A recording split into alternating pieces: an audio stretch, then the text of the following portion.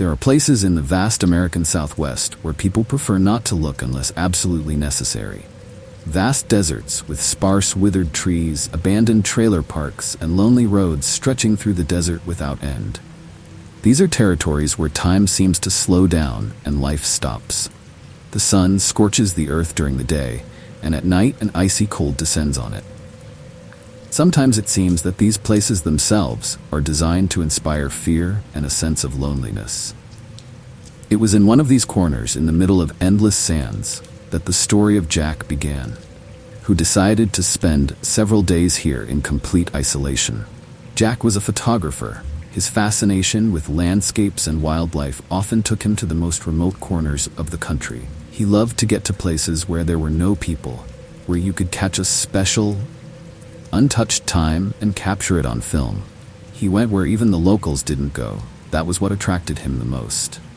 One day, he was told about an abandoned farm in the desert. The locals considered this place cursed, but Jack just grinned. He never believed in mysticism and rumors, considering them only the fruit of human fears. However, over the years that he traveled, he learned one thing. The fewer people who want to be in a place, the more interesting shots they can get there. The farm was located far from any populated areas. The road to it was exhausting and long, almost 30 miles over rough terrain, along a dry riverbed, through narrow gorges and endless plains. There are no signs of life except for the occasional old buildings that have long been abandoned by people. One evening, Jack reached his destination. An old farm appeared before him, a small, dilapidated hut with a rickety barn. The walls are covered with a layer of dirt. The windows are broken. It looked as if people had left here suddenly, leaving everything as it was. He settled down for the night in his car, parking it at a safe distance from the farm. The moon was shining brightly, casting shadows on the ground, and Jack decided to explore the area.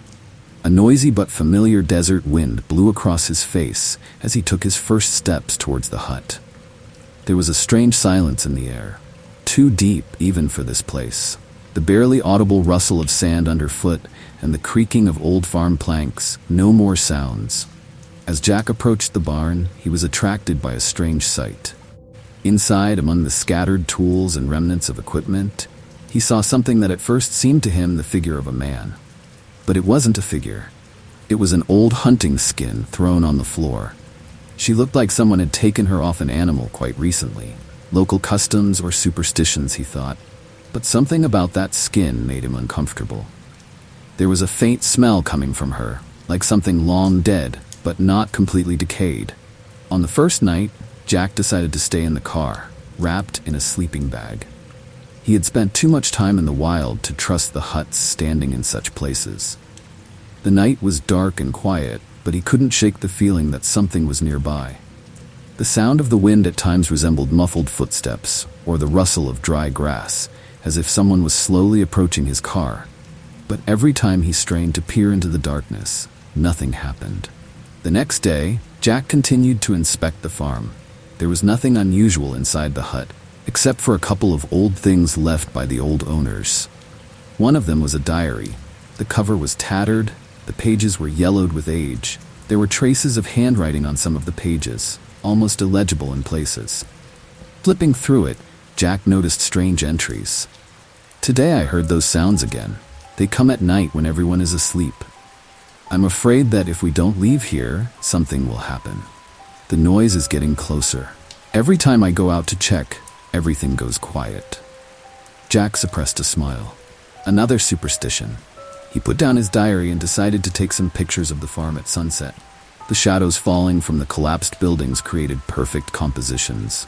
But when he aimed the camera at the hut, it seemed to him that a shadow flashed by the window. He quickly shifted his gaze, but there was no one there. He took a picture, hoping it was just the result of fatigue. At night, when Jack was almost asleep, he was woken up by a sound that seemed strange to him, a muffled tapping, as if someone was scratching the body of a car. He sat up abruptly and listened. The noise stopped. The wind was no longer blowing, and the silence was so dense that it became unbearable. Jack took the flashlight and opened the car door. Nothing, but he saw footprints in the sand around the car. They led away from the barn and disappeared right next to the car. The footprints were indistinct, as if they had been left by a creature on 4 limbs, but too large for an ordinary animal. The next day, Jack decided to deal with this place once and for all. He took his camera and went to explore the surroundings.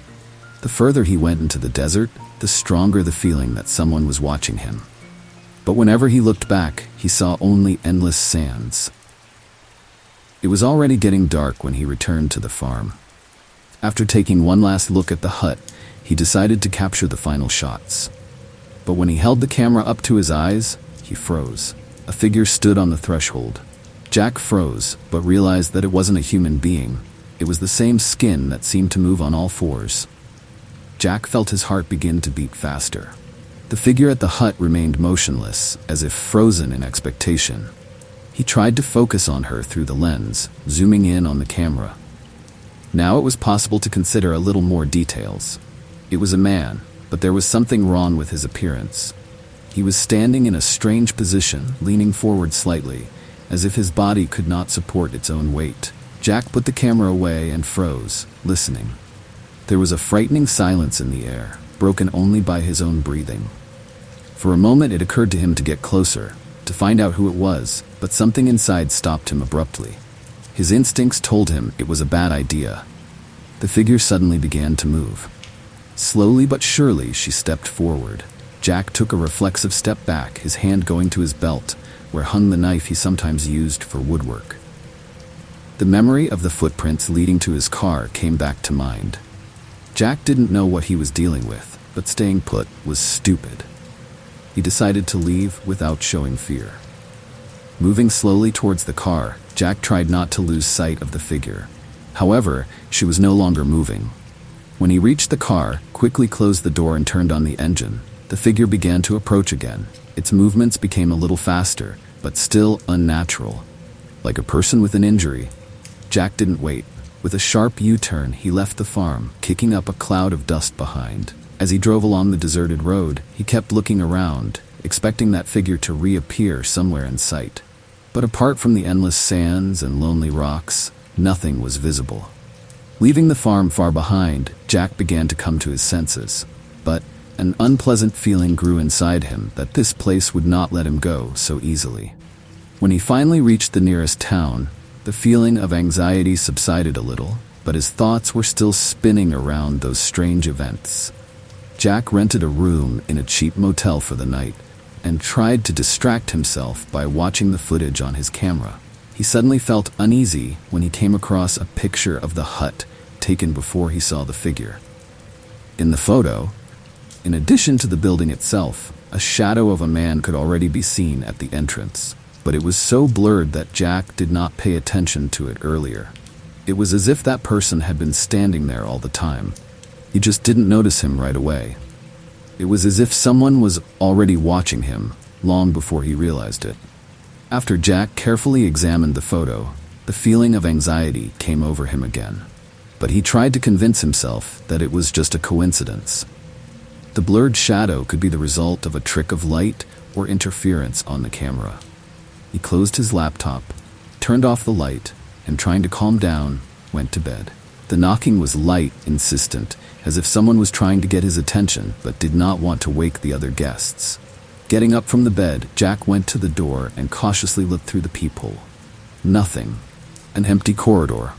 He slowly opened the door and looked out. Silence.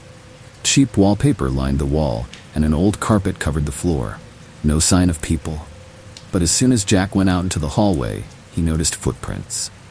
Barely distinguishable prints were visible on the carpet. Bare footprints leading from his door to the street exit.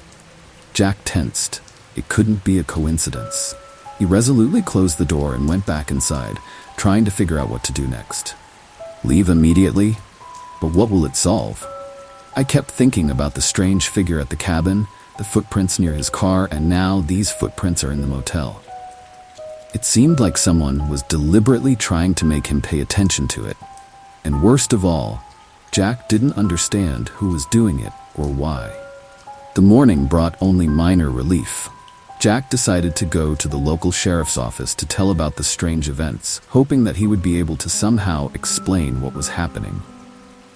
The sheriff listened to him attentively but there was disbelief in his eyes.